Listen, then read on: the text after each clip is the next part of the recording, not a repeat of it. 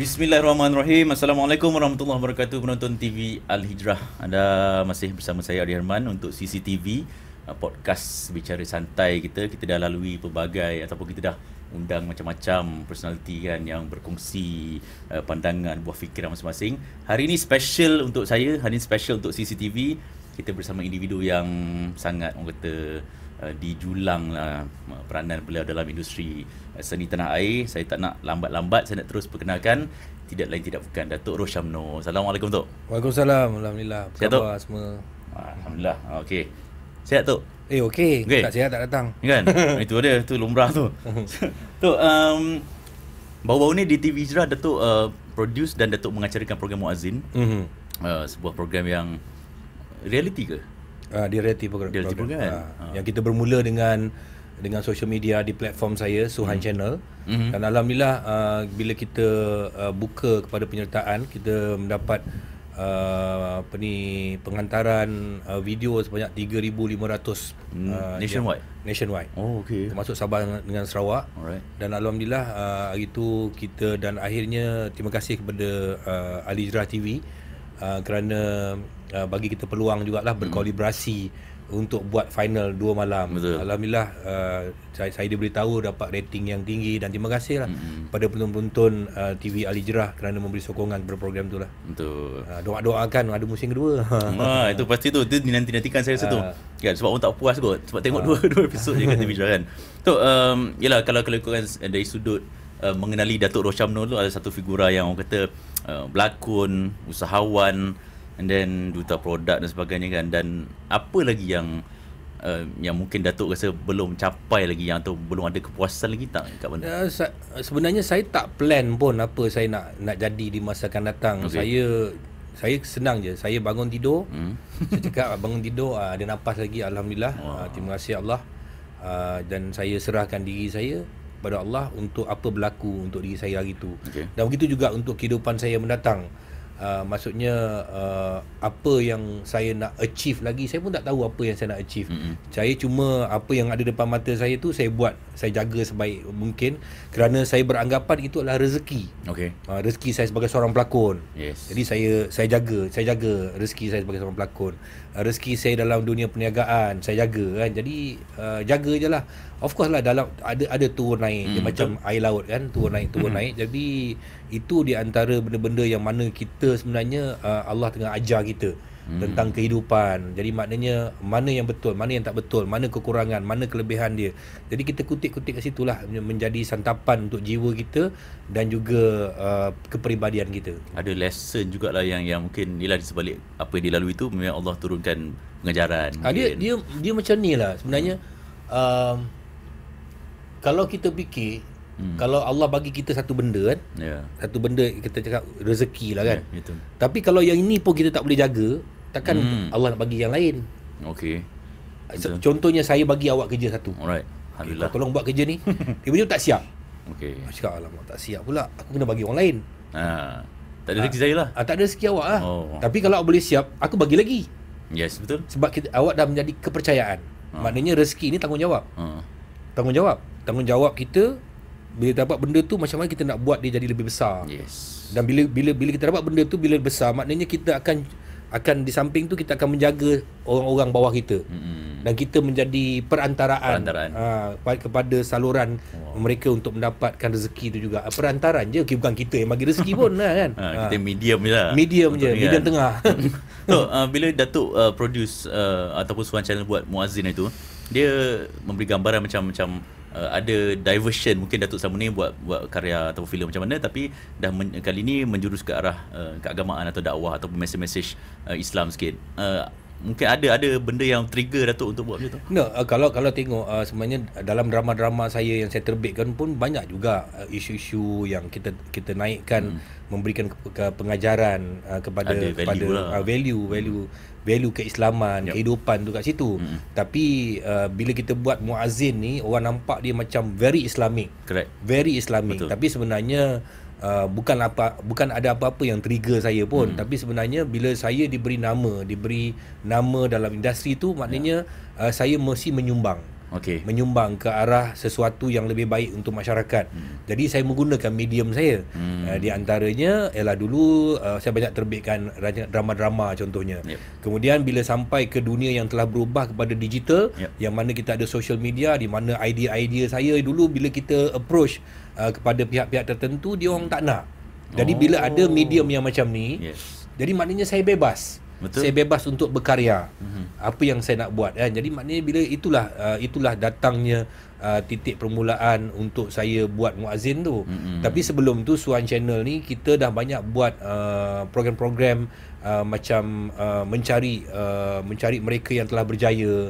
Kita ada banyak program dalam inspirasi kan? Memberi motivasi kepada orang, inspiration kepada orang. Sebab manusia kat luar ni sebenarnya dia memerlukan kejayaan orang lain. Betul. Bila dia akan trigger, orang tu boleh buat, kenapa aku tak boleh buat? Betul. Benda ni, benda tu mengajar aku. Jadi saya banyaklah terbitkan macam contohnya Street Smart with Rosham. Kita tengok saya interview budak jual lapan balik, jual burger, jual nasi lemak. Dan saya jumpa orang yang dulu pemotong rumput, sekarang dah boleh pakai Ferrari. Macam mana ni kan, boleh pakai Ferrari, sekolah pun sampai SPM. Jangan putus harapan walaupun tak apa ni lah. Faham. Datuk, banyak lagi soalan nak tanya tapi kita nak break sekejap. Okey, kita kembali selepas ini dalam CCTV.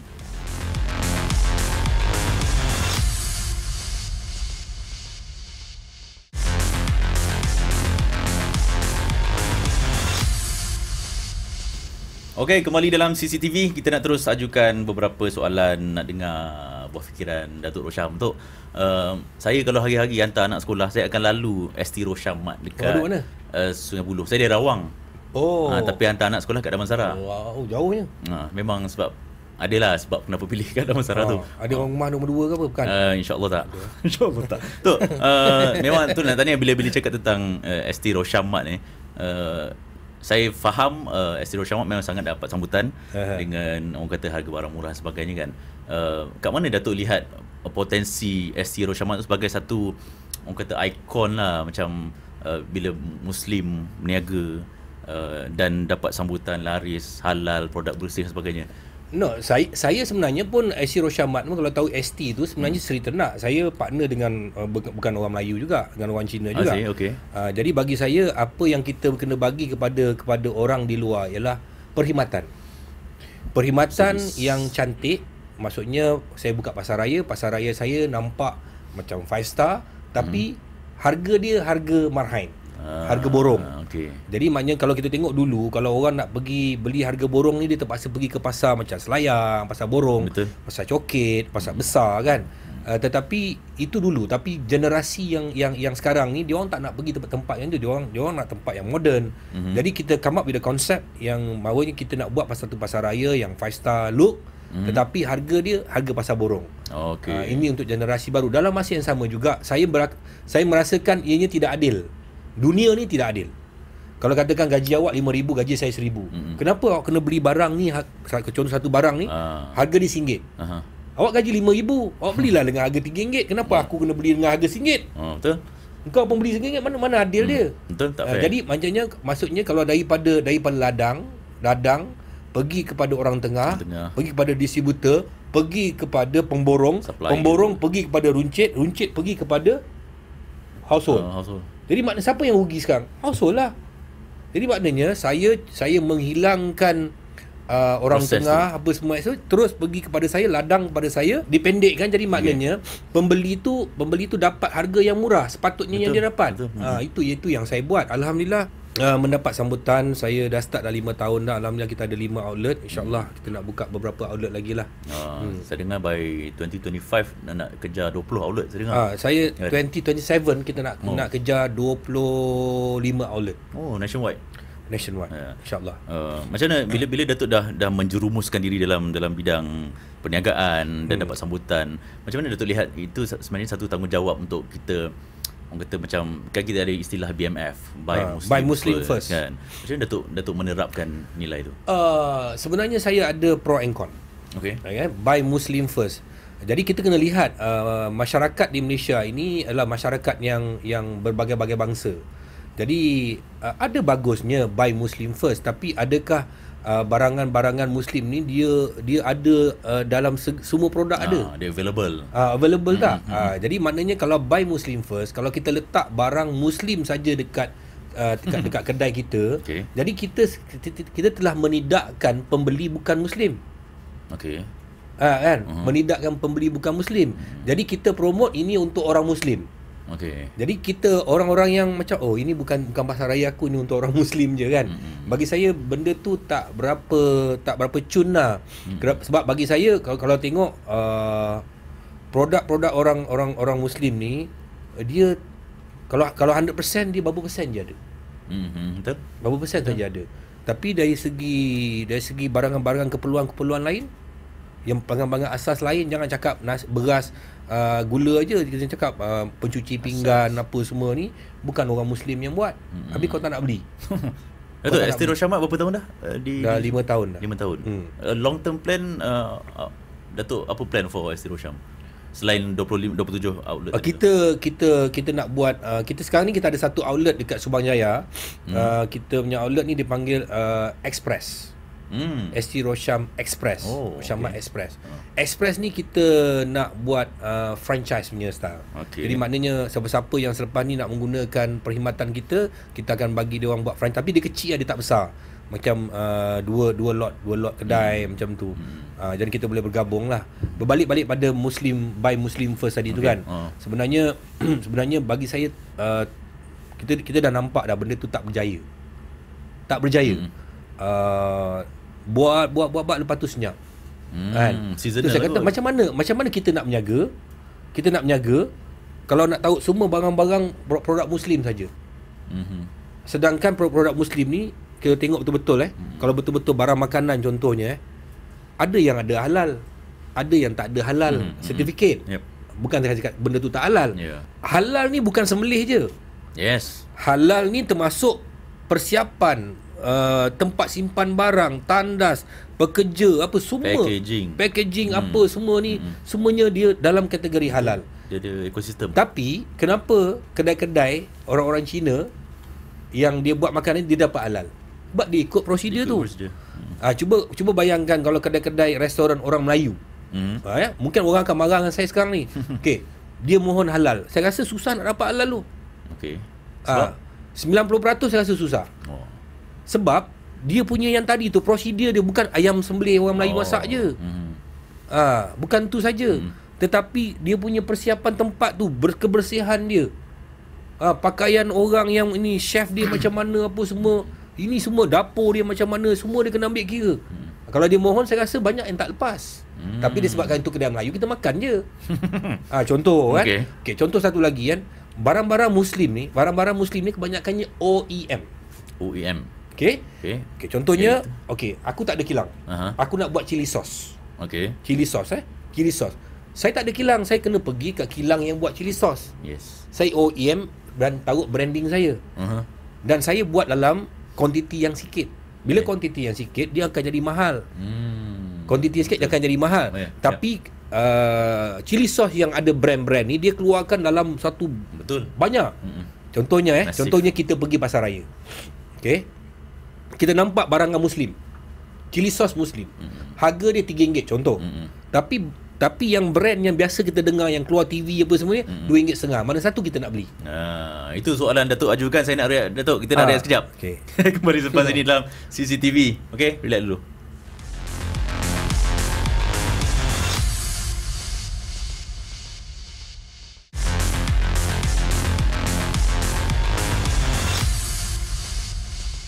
Bersama saya Adirman dan juga Datuk Rosyam. Datuk, tadi pilihan ada RM3, RM2.5. Nak beli mana tu? Kita nak pilih yang mana?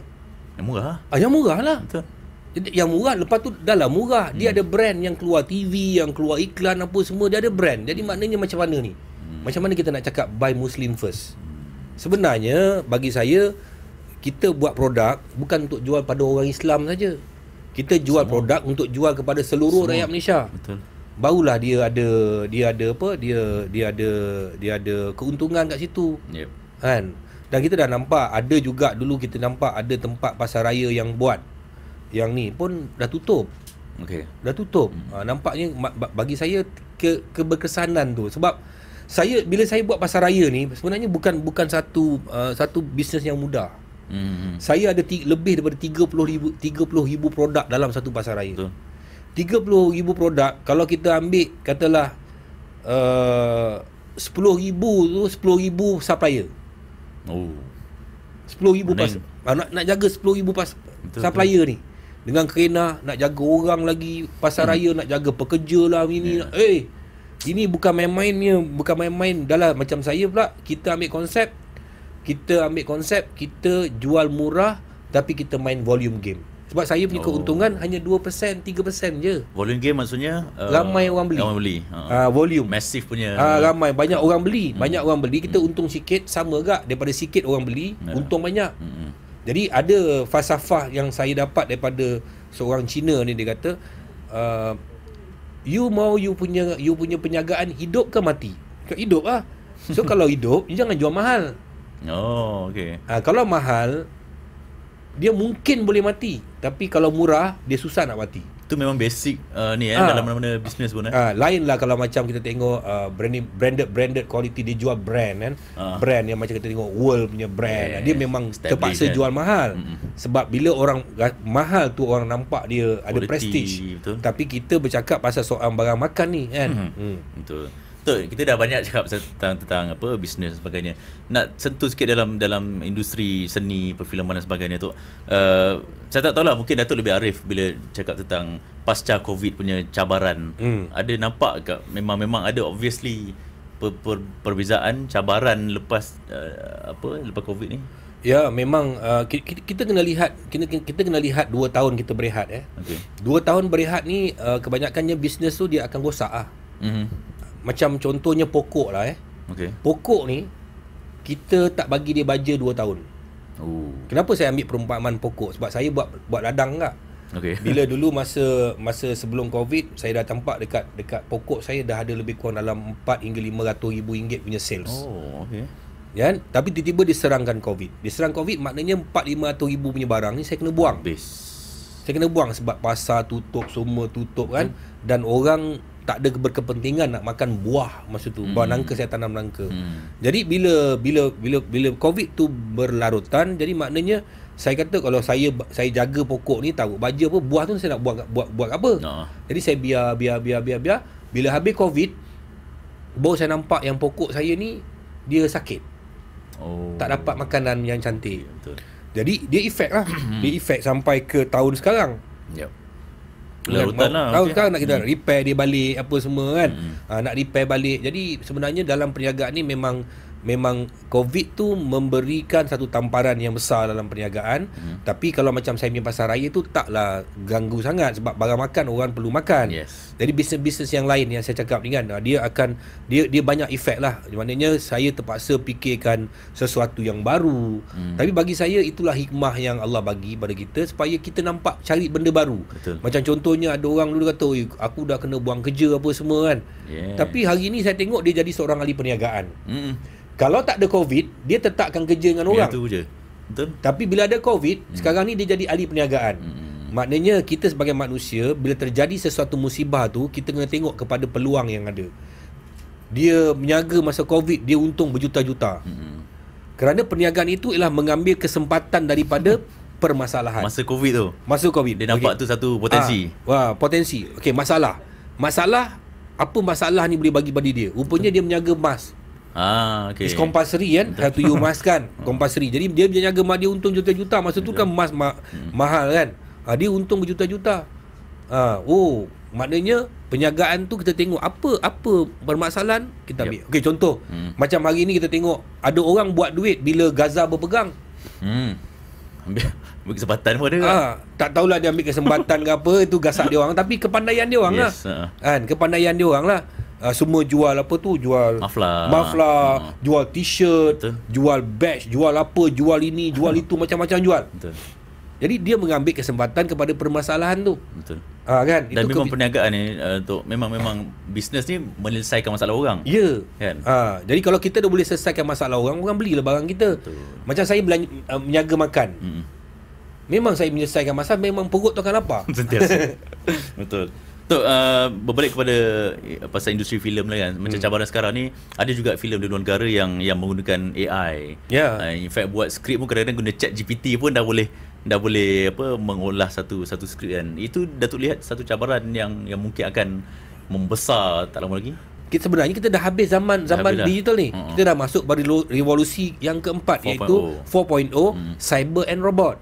Cyber and robot ni, cyber and robot ni kita cakap pasal apa? Pasal AI. Artificial Intelligence. Yep. Hari ni kita bercakap pasal narrow intelligence.